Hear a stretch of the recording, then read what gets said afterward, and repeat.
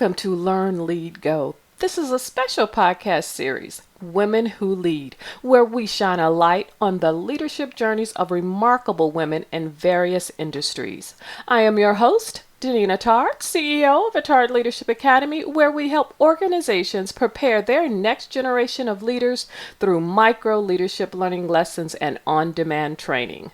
I am also the author of Women Who Lead, Navigating a Path of Influence and Success, available on Amazon. And today we have a special guest who exemplifies what it means to lead with purpose and passion. Joining us is April Easterly, a dynamic entrepreneur and the founder of AE Health Solutions. As a licensed health advisor, April has built her business around helping others navigate the complex world of health insurance. But more than that, she's a leader who believes in putting people first, whether it's her clients, her team, or her community. April's leadership journey is fueled by her passion for service, her faith, and her commitment to making a difference. April, welcome to the show. Thank you so much for having me today. April, I am so excited to have you on this show today. I have several questions that I want to ask, and I want to say I am very grateful that our paths crossed when we were at a women's entrepreneurial Bible study group, and I got to learn more about you and more about your story. And when I decided that I wanted to do this series on women who lead as a caveat to my book of Women Who Lead, Navigating a Path of Influence and Success, you were one of the individuals I said, I want to talk to her a little bit more, get to know her. And then when we had the opportunity to sit down for lunch and you began to share your story, it solidified, yes, I want to talk to this CEO about her leadership journey. Oh, that means so much. I say, look, none of us are any more special than the others, but I say God has a way of bringing people together at the right time, the right place, and not only from this relationship, but so much that we've been able to grow and learn from so many other women we've had the blessing to share life with. And the feeling is 100% mutual, Deneen. I couldn't say it better than you did. You are so kind. So we're going to dive right in. One of the things that I think that is most successful to any entrepreneur, CEO, even employees, is the aspect of self-leadership. And that involves effectively managing your own mindset and emotions, of course, you are aware. Could you take us back to a moment in your journey when you realized the importance of self-leadership? Absolutely. To kind of focus on one area of that, because I think there's so many occasions or examples we can use about that, right, is yes, I am blessed, with the responsibility, but also freedom of being a business owner, in the healthcare industry. I'm a health advisor. Many people don't know what that is, but it's basically, Deneen, a really fancy way of just saying a health insurance expert. Just like you consult a financial advisor about their needs and how to manage their money, I do the same thing with health and, clients all across the board. But I honestly don't think I would be where I was now if I also didn't grunt it out, for lack of other words, and really hustle it out. For my almost 10 plus years in corporate America, I worked with companies such as CBS, Nielsen, my longest run as marketing director with iHeartRadio for about 6-7 years. And during that journey, I had the privilege of really managing a lot of staff that you hold a sense of responsibility to, and I realized along that journey, when it comes to leadership and self-discipline, is many times we feel like we have to be a certain person or dominate or express in a certain way. But one thing that we don't realize is what we do outside of the office space, right, is just important as what we do in it. And when I learned the difference of discipline and routine, the schedule that corporate America had on me of, having overhead and having someone to report to transitioned into the importance of, hey, I don't have anyone telling me I need to do this, I need to be there in X, Y, Z, but that discipline of managing the schedule, managing the staff, and small but mighty, we say, right, Deneen? I'm a small team now, but God willing, if it's, His plan to keep growing, we scale that. But that taught me to be self-disciplined from my time that I spend with my family, the time I spend with God, the time that I spend with my work and my staff, and knowing that scheduling is absolutely critical. This might sound crazy to people, but even when it comes down to take your lunch, April, go walk outside, April, outside of my Bible, my Google Calendar is my Bible. And I think having to be so disciplined from corporate America to now having my own business, I realize the importance that it is to take care of yourself and schedule time for your business as much as yourself. So I highly encourage the discipline of when you say you're going to do something, do it. And there's power of bringing pen to paper. And if you don't have someone holding you accountable, being disciplined enough to hold yourself accountable.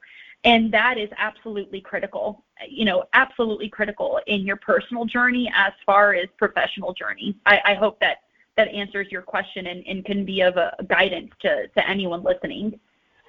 It does, and it makes me think about when we think about self-leadership, I think something that goes hand in hand with that is setting boundaries. And sometimes people, when they think about boundaries, depending on their past experiences with boundaries, they think, oh, that means that I have to stay in this particular box and I can't move outside of that box.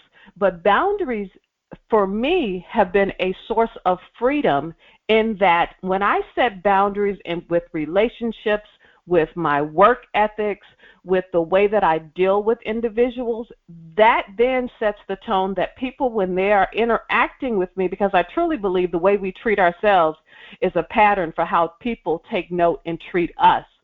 So being able to set those boundaries is a part of self-leadership, and I love the fact that you said putting it pen to paper, because there's something about writing something that you commit to doing that reinforces your desire to do it, and it also holds you accountable, as you said. Oh, 100%. And you hit the nail on the head with that, Janine, because as I've learned even with my business, and I'm sure you can relate to this too, you have the freedom as a business owner to work or not work, right? But then again, to get paid or not get paid, to help others, to help yourself. Like we can talk about it across the board, from finances to spirituality to personal to health, all of it. And when I learned to set boundaries, and many people will associate the word no to negative, but no is also incredibly positive and powerful when it comes to being able to, going back to what we were talking about earlier, right? Scheduling oneself and one commitments and setting boundaries as far as even, what you're going to do, when you're going to do it. I easily work 12 to 15-hour days. I kid you not. But my time with God, my time with my family is incredibly critical. I make myself on weekends, unless if, I have absolutely nothing going on, which, again, let's be honest, TLC, self-care, is very important too. But if it's super important, I don't work on weekends unless if they are set, fixed, scheduled appointments. That's boundaries, and it's healthy because you have clients respect you, and you're also respecting them and their time, and show that when you commit, you're there for them. That's a great example of boundaries, and just stating what you said as well is yes, boundaries for yourself and for others for, overall greater success and being able to, even disperse yourself in a healthier way, because if you can't take care of yourself and know what your boundaries are, your life will spiral. Your routine, your commitments. We get disorganized in already a very disorganized and fast-paced society. You said one word, two letters, that is so powerful, and that is the word no. And many times, and I'm going to use it myself, and I have witnessed it, women, we seem to think that no requires an explanation when we decline on an opportunity. And I will tell you, no is a full stop for me. I may say, that sounds like a wonderful opportunity. However, I don't have the bandwidth to commit. And that's full stop. Mhm. Agreed. because I have And set the boundary that there are only 24 hours in a day. I have to sleep. I have to rejuvenate. I have to run my business. I cannot mhm. afford to fill my calendar with things that, one, do not carry me to the destination that I was created for, do not align with my values and my business. And yes, that means that there are some really great opportunities out there that I will have to decline. But because I have the boundaries in place and the objectives and goals that I want to reach, I am okay with saying no to certain things that rob me of my time. Amen. And stick to it. I say all the time too, we're nothing without our word. So if we say it, stick to it. If you got to give it some more time, hold off on that no. If you're certain about it, say it and mean it.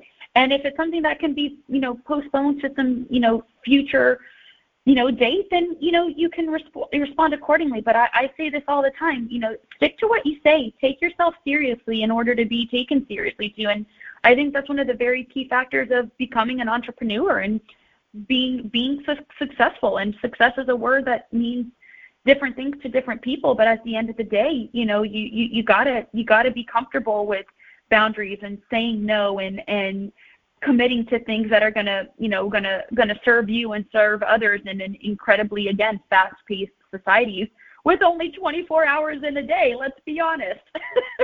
And hopefully we're sleeping 8 hours of that day, so that doesn't leave us with very much time left. When we think about being an entrepreneur, CEO, running your own business, know that there are peaks and valleys. There are challenges to being an entrepreneur. Some people say, oh, I want to run my own business. And everything is going to be fine. Well, we know that journey looks different every day. How do you remain resilient and optimistic in the face of challenges? That's a great question, and everyone faces challenges and adversities, differently, right? I'll be very vulnerable with saying this too. I'm not married. I don't have kids, at the moment. I am in a very serious, committed relationship that I'm very, thankful for my partner. He's wonderful, and he's a business owner himself. And funny enough, we actually, you're going to probably laugh at this, Deneen, and going back to your comment of 8 hours of sleep. Lord have mercy, I can't tell you the last time I got 8 hours. That sounds magical. but that sounds like a unicorn on a double rainbow kind of day with a pot of gold at the end. Let me find it, or find it for me, and I'll go running. But we literally had so much on our schedule yesterday that he held me accountable to saying, April, I wanna do a 5K this week. I'm a runner. It's my therapy. I love it. He is not. He works out, but running is just not part of that. So I said, okay, and we committed to Tuesday, and originally we said around 8, but that 8 turned into 9, that 9 turned into 10, but we did it. And at the very end of the run, I mean, we literally sat at the park, I kid you not, almost till midnight, but just talking about life and commitments and discipline. And if it weren't because I have important people in my life, and that is how I face all my challenges, to get to the core of your question, Deneen, I firmly believe you have to have a strong why, a strong purpose, first and foremost, and I very humbly but proudly will say that is my Jesus, and second, after that, is my family, and right after that, it is my business. But those that also know me know that my family also includes my closest friends that I will do anything for, and my current relationship that I pray turns into a future family. But my why is very clear. And I make time, again, for my business and what I need to do, but I'm currently facing a challenge. But, it's a struggle on constantly being there for all my customer request needs that my clients have, and still being a present daughter. Not even daughter in physical flesh to my own mother. I lost my father many, many years ago, and sometimes it's unfortunate that we have to go through tough losses to even, shift where our importance is. But with that said, like, my mother is my world, and many times I am challenged with, gosh, how do I make more time for her? How do I make more time for my relationship?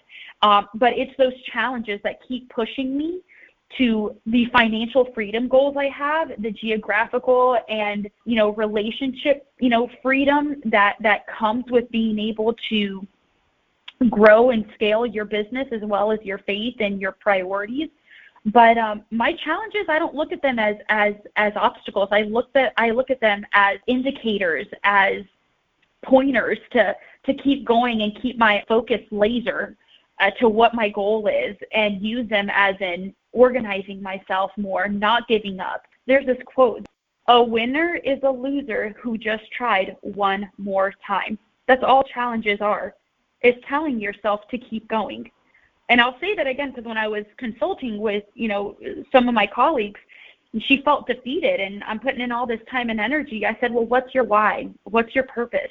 What makes you keep going? And I went back to, as here we are with a podcast, another different podcast I was listening to, wise gentleman that said, keep going, because a winner is a loser who just tried one more time. And if you let that sink in, it's very short but very powerful. I love that. I really, truly do. When you were talking about the why is so powerful. When I worked in academics and I was working with students, and many of them were first-generation students, had a lot of challenges that could have easily allowed them to make the decision to give up and walk away from a goal of obtaining their degree. And the first thing that I would have the students do is to take time and think about why you're doing what you're doing. Then go a step further, write it out, create a visual representation Amen. Of why you are doing. And we all know from a biblical standpoint, there is a whole reason behind writing out the plan and making it clear. Oh, yeah. But I did not preach a sermon to my students. I talked to them about visualizing it, because it also reinforces, and I'm quite sure you're familiar with Dr. Carol Dweck talks about a growth mindset where you see challenges as opportunity for growth, and you view your ability to change and adapt as possible. So allowing yourself to be in remembrance of your why will kick in the moment that you want to walk away or give up, because then that rises up into you why you're doing it. And if you have visualized and meditated on it for any length of time, it will then be your compass, and you will find 100%. The strength to continue. Amen. It couldn't be better said. 100%. 100%. So you're checking off all of the important things, because this is the type of information people need to hear when they are thinking about being an entrepreneur, leading a team. It takes a lot of self-awareness and internal work to be successful. And many times people see successful people and they think, oh my gosh, they have it all together. They have done everything correct all of the time. No, they haven't. They've had some failures. No. They've hit brick walls. They have floundered. But the thing is their mindset, and it may not have started off that way where they had a growth or positive mindset, but it developed over time, and they remained focused, and they had resiliency, because life will smack you sometimes. But you 100%. You have to be prepared. Sometimes, a lot of times. Yes, and yes. No, you hit the nail on the head, Janine. I will say this too. I'm big on things that resonate with me. Your mind is everything. What you think is what you become. What you think is what you become. Choose to surround yourself with good people. Choose to surround yourself with good thoughts, with a good environment. It's biblical. It's statistical. It's proven. Whatever you choose to believe in or say, it's factual. There's truth behind it. You got to get out of those ruts. We're human sometimes, and sometimes we feel defeated, and sometimes these intrusive thoughts or negative thoughts, right, cross your mind of, what am I doing? Am I set for greatness? Am I putting my mind and my energy where I need to? But just remind yourself, I'm no different or special than you or the guy on the side of the road. What sets us apart many times is our mind. And if you choose to be a person of faith, and I know I'm nothing without the Lord, it's Him. But outside of that, I thank Him for the mindset and never giving up. Some people may say it even stubborn to a default, but darn it, let me tell you, I'm either gonna I'm going to succeed or I'm going to succeed, because failure is not an option for me. I love it. And if you can take yourself seriously in that way, again, I don't have any secret sauce. I am no different than the neighbor next to me. But I know I have a stronghold, and my family and the Lord, that I'm not meant to fail, and I'm not, even if that means having to fall and mess up and maybe try ventures that, let's say, don't kick off. Again, failure is just another opportunity for another door that's just waiting to be opened. That's it. That's it. I agree. It is an opportunity to learn. And when we think about learning and development, I used to talk to individuals and they would be, oh my God, I can't believe I wasted all of this time on doing this and it didn't succeed. I said, well, you did learn something. You learned the ways that it did not work. It opened up some doors to thinking differently. So don't necessarily view things, oh, it didn't work out. Step back and say, what did I learn about this situation? Also, what did I learn about me during this situation? Because challenges are going to come when we're operating our businesses from day to day, which leads me to my question that I want to talk to you about. How do you maintain your focus as you're navigating the daily demands of running your business? How do you maintain that sense of purpose? I know your faith in God is a key component of that.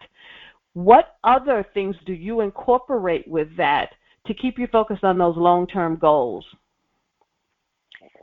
I mean, that I can honestly answer in just a few short seconds, because it is everything for me outside of just my drive and faith. I cannot stress enough, Deneen, and I'm sure you can relate on this with even your history and, background. Your whole body is connected in more than one way. Your mind, your body, your health, where your mind goes, what you put into your body, everything. If I don't work out minimal, 2 to 3 times a week, game over, because I've conditioned my mind. And let me tell you, it wasn't always like that.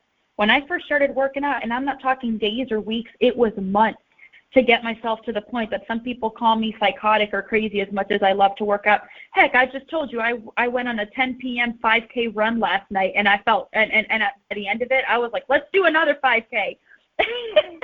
Oh, my.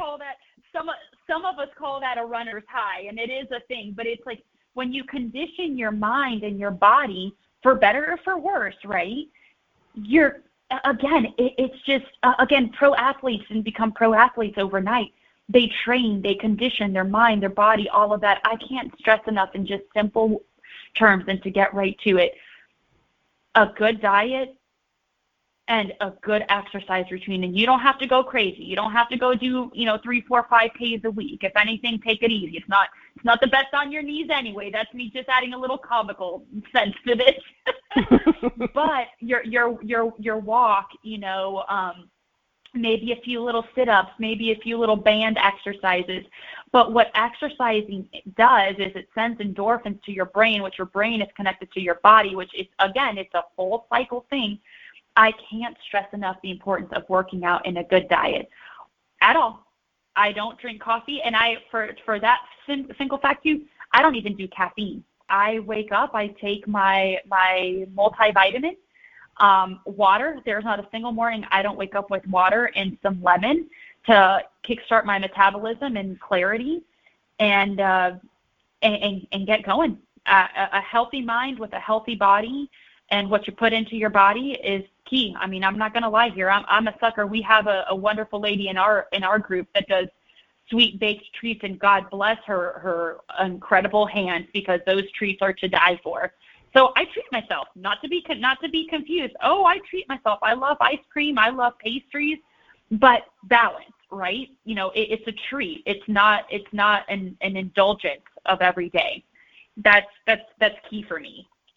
And it's been a routine for me for years. It's a lifestyle. It's become a lifestyle, because I've incorporated it in that sense, and the importance of it that it brings for me to constantly be on my A game, for lack of other words. I think it is so important that you have made prioritizing your mental and physical and spiritual health, because without your body and your mind, you cannot function in this world to be able to accomplish the goals, have the stamina to do the things that you want. And of course, I could do better, and I'm quite sure the people that are listening could do better when it comes to deciding the things that you're going to not intake in your body. But I like the fact that you said it doesn't have to be anything crazy. Find one thing that you say, you know what, I respect my body enough to not do X. Or I am going to value myself enough to commit to doing X. And then commit to one thing at a time. Don't try to change the world in one day. So baby steps.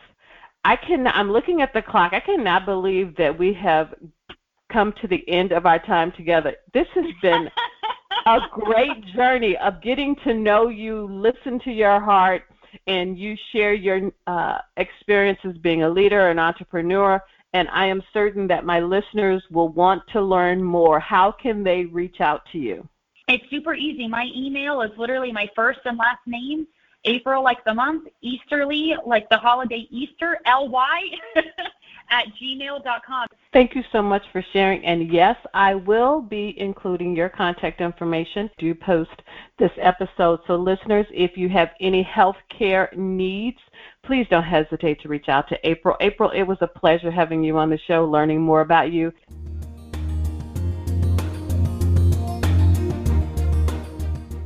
Thank you for tuning in to Learn, Lead, Go. If you've enjoyed today's episode and want more insights, don't forget to subscribe.